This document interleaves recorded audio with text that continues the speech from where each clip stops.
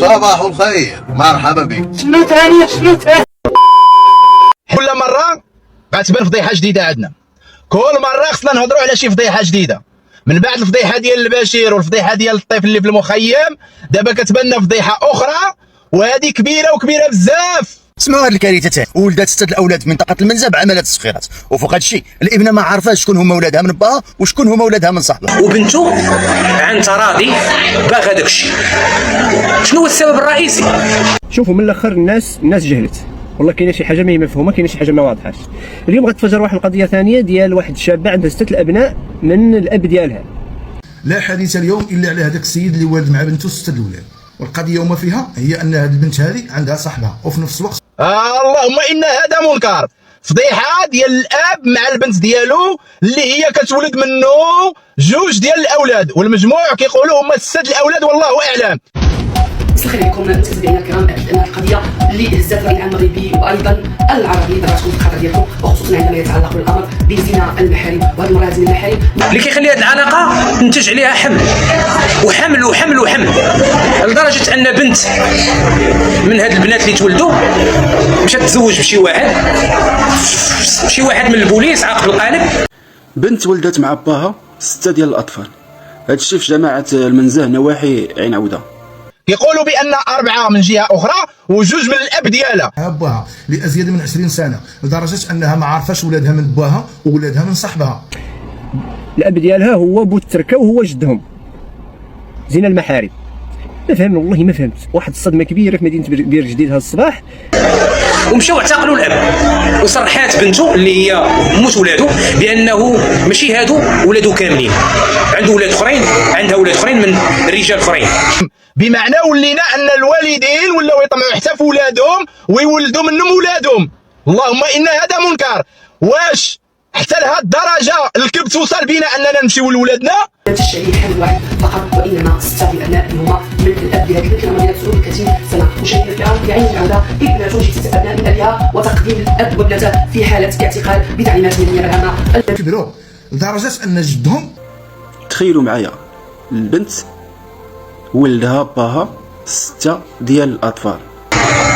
انا شخصيا اعتبر ان شوف تيفي ومن على شاكلتها هم السبب الرئيسي في تطور المغرب. واش حتى لهاد الدرجه ما قدرناش اننا نتحكموا في راسنا؟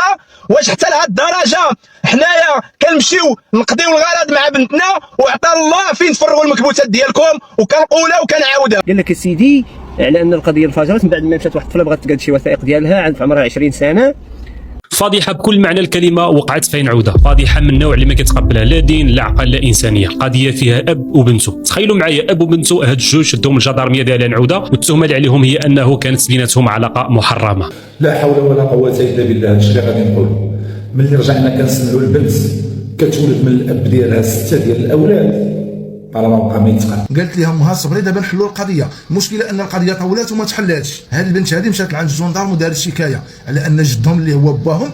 اللهم ان هذا منكر. عطى الله فين تفرغوا المكبوتات ديالكم، واعطيو اتساع لولادكم، واعطيو اتساع لولادكم. ولادكم راه كيشوفوكم قدوه، ولادكم راه كيشوفوكم قدوه في الحياه.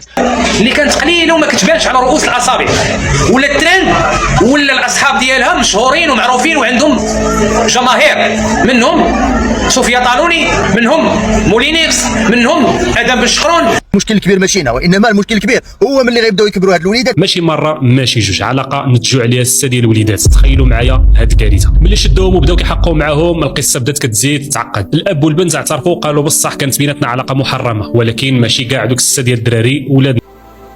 اش من زمان ولينا عايشين فيه وكنتسناو الرحمه ديال سيدي ربي تنزل علينا. ما قدرتش تقادهم علاش؟ لانه الاب ديالها هو الجد ديالها، او فهمت تتسطر 6 الاطفال. واش الناس والله ما فهمت انا بعدا. اقسم بالله الى هذا العهد اللي وصلنا له اخوتي راه واقيلا علامه الساعه والسلام. دابا لما غادي نقولوا لما غادي نحملوا دابا المسؤوليه، واش الاب ولا البنت؟ ماشي غيشوفوكم باش تخرجوا عليهم، ماشي غيشوفوكم باش تستغلوهم، ماشي غيشوفوكم باش يولدوا منكم. راه هادشي بزاف الاخوان، راه هادشي بزاف من وانهم كيتزوجوا برجال بحالهم وكيدعيو البنات يديروا الصحاق وكيدعيو الاولاد يعطيو الحريه. قالوا غير جوج اللي من هذه العلاقه، اما الربعه الاخرين فالبنت ولدتهم من علاقات اخرين غير شرعيه كانت كديرهم مع شي وحدين اخرين. دابا هنا القضيه ديال التحقيق بقى حاير، شكون هما الاباء ديال هاد اربعه الدراري الاخرين، وشكون اللي كيقول الصراحه وشكون اللي كيكذب معاهم. وحده في هاد البنات هادو تقدم ليها شي واحد بالنيه ديال الزواج، المشكله ان هاد الاولاد هادو ما عندهمش وثائق كيثبتوا شكون هو الاب ديالهم. كيدور بنيتات بنته اللي هما بنيتاتو. طبعا هذا الشيء ما تفضحش بالصدفه، وانما البنت من البنات الخمسه جا خطبها شي واحد وملي بغاو يتزوجوا لقات صعوبات في اخراج اوراق الثبوتيه. هذا الشيء اللي خلاها تهضر مع امها اللي قالت ليها غاصبري وغنحل لك المشكل. كيفاش غتنزل هاد الرحمه هادي؟ انا راه عقلي ما استوعبهاش، اقسم بالله ما استوعبها العقل ديالي. اب بيخلف 6 عيال من بنته في عين عوده بالمغرب. تعال احكي لكم ايه اللي حصل، خبر يهمك او ما يهمكش، المهم ما يفوتكش. مع الاسف ان في بلد اسمها عين عوده في المغرب، البلد دي الناس اتفاجئت كلها باللي الاب عمله. بعد الفضيحه ديال البشير والفضيحه ديال راس الماء، دابا كتخرج لنا فضيحه في واحد الدوار في عين عوده، الاب كتولد منه بنته. هادشي هذا راه ولا كيدور في الخطر، هادشي هذا راه ما بقيناش كنستحملوه، اللهم ان هذا منكر. باش يقطع الشك باليقين ما كاينش شي حل اخر من غير العلم. السلطات خداو عينات ديال الدم، يعني داروا لهم تحليله ديال الادي ان وصيفطوها للمختبر باش يعرفوا الحقيقه. هاد التحليله هي اللي غادي تبين كل طفل شكون هو باه بالضبط، وغادي تفضح كلشي. شوف تيفي، لذلك خرجوا لنا الابناء ديالهم والطلبه ديالهم والتلاميذ ديالهم ولاو كيديروا جميع انواع الفساد، وكذلك كنحمل المسؤوليه للاعلام.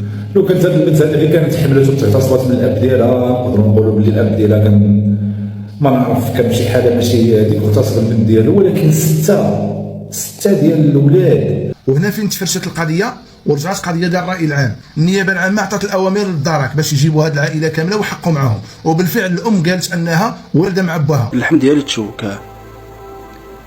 جات لي في شكل كيفاش بنت تحمل مع باها.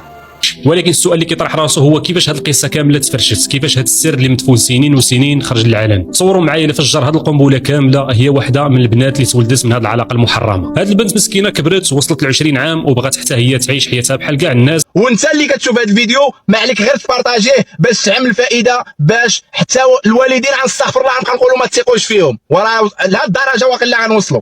اللي كيروجوا اللقاح ديال كورونا، كيروجوا التشنيد الاجباري، كيروجوا الانتخابات، كيروجوا مدونه الاسره، كيروجوا الجهاز اللي كيراقب سرعه السير ديال الدراجات، كيروجوا للضرائب. ان كان في راجل وبنته عايشين مع بعض، والمفروض ان الاب بيدي حنان لبنته بدل ما العلاقه تكون عاديه زي اي اب وبنته، اكتشفوا ان في علاقه محرمه ما بينهم، يعني حاجه حرام وحاجه ممنوعه. العقل ديالك ودماغك يحبس. تخيلوا معايا لقاو واحد البنت في علاقه محرمه مع باها، لكن بعد ما فشلت اضطرت البنت تمشي تقدم شكايه. النيابه العامه عطات للدرك القضيه اللي جاب كل شيء وحقق معاهم، وقالت الام انها فعلا والده مع باها ومع صاحبها، وما عرفت شكون هما اولادها من باها وشكون هما من صاحبها، ولكن متاكده ان نص الاولاد من باها. تحمل البنت من الاب ديالها هذه راه ماشي عاديه، والله ما عاديه. لا حول ولا قوه الا بالله. اللهم استرنا فوق الارض وتحت الارض ويوم الارض. وما كيروجوش الاخلاقيات وما كيحاربوش الفساد الاخلاقي اللي كينخر في البلاد، والبلاد غادي في واحد الهاويه. الا كان باها حيوان هي خاص يكون عندها العقل، كانت هي حيوان باها خاصو يكون عنده العقل.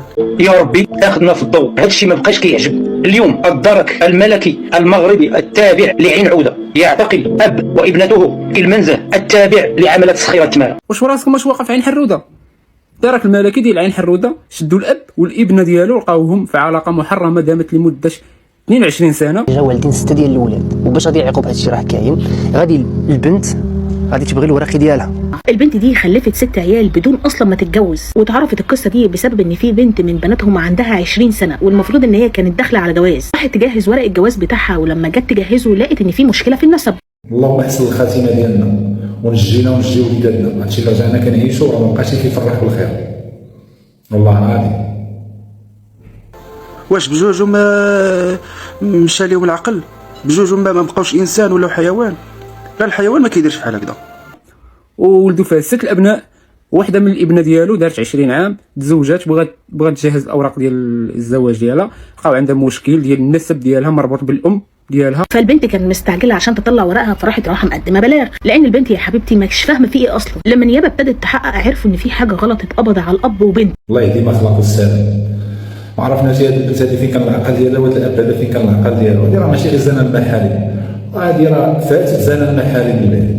يجب تدخل الايدي البيضاء ومحاربه وزير العدل الوهبي اللي هو من الاسباب ديال الفساد ديال المغاربه عن طريق سن قوانين كتستر المراه على الراجل وكتسبب الطلاق.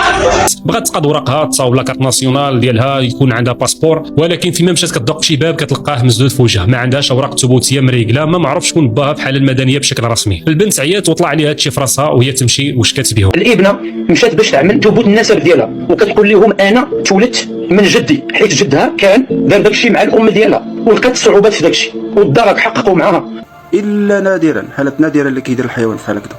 كيفاش الله نعم علينا بالعقل وبالنعمه ديال الاسلام وبالاب ديالها اللي هو جدها في نفس الوقت. من بعد مداهمه كبيره شدوا الابنه واعترفت لهم باللي كاين احتمال من ديك الابناء شي واحد فيهم من شي مرأة أخرى. فإذا به كتلقى مشكل كاين في النسب مربوط بالعلاقة غير شرعية بين الأم ديالها وجدها. والمشكلة أنها ما كتعرفش ولادها من باها وولادها من صاحبها. لا حول ولا قوة إلا بالله. دابا السؤال اللي ما عندوش جواب هو هذوك الولاد شنو المصير ديالهم من بعد ما عرفوا أن جدهم هو في نفس الوقت باهم. لا الدرجة غنوصلوا نبقى نقولوا حتى الوالدين ما نثيقوش فيهم، ولكن راه بزاف والله حتى بزاف بزاف بزاف بزاف. وهي تعترف لهم بالواقع المر، قالت لهم انا عندي 6 الاولاد، 3 ولدتهم مع الاب ديالي و3 ولدتهم من الشارع، والدرك الملكي كيحقق في الموضوع وهي الان محتجزه مع الاب ديالها. وابتدى التحقيق وفي اعترافاتهم من الاب والبنت قالوا ان في عيلين من ال6 دول بس عياله وان في 4 عيال بطريقه غير شرعيه. هادو راه خصهم جوج فيهم يتفقوا لهم، جوج فيهم يتقلعوا لهم دوك الاولاد ويتغبروا ابد الابدين، وهذوك الاولاد يمشيو لشي جمعيه ولا يعطيوهم شي ناس يتكفلوا بهم اللي باغيين الاولاد يربيوهم. وكتخلي الانحلال الاخلاقي وتدخل لوطيل بلا اوراق ديال العقد الزواج، ولا لقيت شي واحد مع مرت الراجل ما عندكش حق تدخل ولا دير شكايه. هادو اسباب كبيره. وهي اللي نوضت هاد الروينه كامله، ماشي حيت باغا تنتقم ولكن حيت باغا حقها بالحياه، حقها في الوراق يثبتوا شكون هي. دابا الناس ديال المنطقه في عين عوده كلهم مصدومين وكلشي كيستنى فارغ الصبر النتيجه ديال التحقيقات والنتيجه ديال التحليله ديال ADN اللي غادي تكون هي كلمه الفصل في هذه القصه المأساويه. ونديروا هاد الشيء، هاد المحرمات هادي ما دخلت لياش العقل ديالي كاع. هاد الشيء كما قلنا وقع في الجماعه ديال المنزه في النواحي ديال عين عوده قريب للرباط. يعني ماشي خوها، وهذا الشيء اللي كيقولوا الله يسرنا الله يخرجنا من دار العيب بلا عيب. من ناس تانية غير ابوها. النيابه قالت لازم نعمل تحليل DNA عشان نعرف العيال دي ولاد مين بالظبط. دلوقتي الاب وبنته محبوسين احتياطي لحين ما تظهر النتيجه، بعدها طبعا المحكمه هتقرر ايه اللي هيحصل فيهم. والاولاد ديالهم غيعملوا لهم التحاليل لا DNA باش يتاكدوا من هذه المصيبه هذه اللي وقعت. هادشي كنعملوا كتوعيه فقط، وحنا فين وصلنا وفين غادين الله ياخذنا في الضوء. هادشي اللي غنقول. لا حول ولا قوه، فين غاديين بالمسخ ديالكم في هذا الميكروب ديالكم بهذا الجهل ديالكم. البنت مع الاب ديالها لا حول ولا قوه الا